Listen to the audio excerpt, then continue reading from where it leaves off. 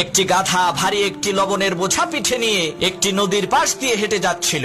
বোঝাটি এতটাই ভারী ছিল যে তার খুবই কষ্ট হচ্ছিল। হঠাৎ তার পানি পিপাসা লাগলো। নদীর পাড়ে দাঁড়িয়ে পানি খেতে গিয়ে পা পিছলে নদীতে পড়ে গেল, যার কারণে তার পিঠে থাকা বোঝায় কৃত সেই লবণগুলো নদীর পানিতে মিশে বোঝাটি হালকা হয়ে গেল। গাধা তো মহা খুশি। সে মনে করলো সে বিশাল বড় একটি জিনিস আবিষ্কার করে ফেলেছে।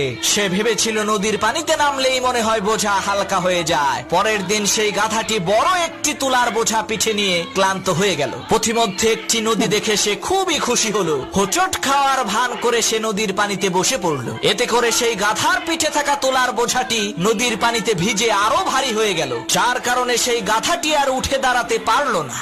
ওই গাধার মতো কিছু পাপী আছে যারা নিজেদেরকে ওই গাধার মতোই বহুত বড় জ্ঞানী আর বুদ্ধিমান মনে করে, কিন্তু কয়েকদিন পরে এমন ধরা খায় উঠে দাঁড়ানোর আর শক্তি থাকে না।